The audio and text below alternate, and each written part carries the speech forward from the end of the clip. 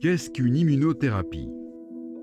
Notre corps possède des mécanismes de défense lui permettant de lutter contre les agressions extérieures comme des virus, bactéries. Ces mécanismes de défense constituent ce que l'on appelle le système immunitaire.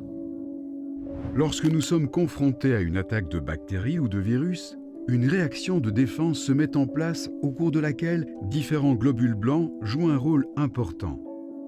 Ces globules blancs détectent la bactérie ou le virus et tentent de les détruire. C'est aussi de cette manière que notre système immunitaire nous protège contre l'apparition de tumeurs.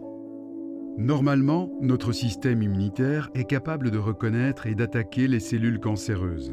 Mais certaines d'entre elles trouvent des moyens pour échapper à la vigilance de notre système immunitaire et ne sont plus reconnues comme cellules anormales. En trompant de cette manière notre système immunitaire, ces cellules cancéreuses peuvent donc continuer à se développer et à se multiplier. Contrairement à d'autres traitements, comme par exemple la chimiothérapie, l'immunothérapie ne combat pas directement les cellules cancéreuses, mais va stimuler, renforcer et changer le système immunitaire de sorte qu'il puisse à nouveau combattre les cellules cancéreuses. L'immunothérapie est administrée la plupart du temps en perfusion.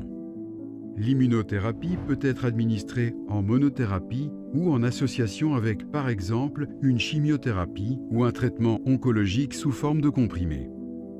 Comme l'immunothérapie doit reprogrammer le système immunitaire à reconnaître et combattre les cellules cancéreuses, cela peut prendre un certain temps, des semaines voire des mois, avant de voir l'effet d'un tel traitement. Bien que l'immunothérapie soit en général bien tolérée, elle peut, comme tous les traitements contre le cancer, provoquer des effets indésirables.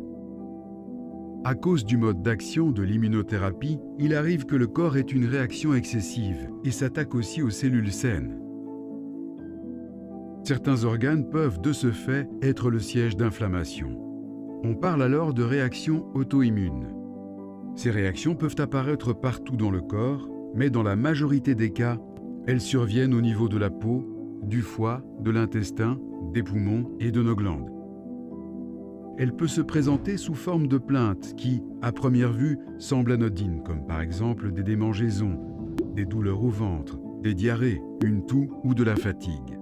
Ces réactions immunitaires indésirables sont relativement fréquentes, mais la plupart du temps d'intensité légère à modérée. Elles peuvent se manifester pendant le traitement, mais aussi longtemps après la dernière administration. C'est précisément ce qui les rend traîtres, car au début, beaucoup de patients sont très alertes par rapport à leur survenue. Cette vigilance a tendance à diminuer une fois que le traitement est terminé, a fortiori lorsqu'il s'agit de plaintes qui semblent anodines. Il est très important de signaler aussi rapidement que possible à votre équipe soignante la moindre plainte anodine que vous observez, de sorte qu'un traitement adapté puisse être instauré. Si vous avez encore des questions sur ce thème, n'hésitez pas à les poser à votre équipe soignante à l'hôpital.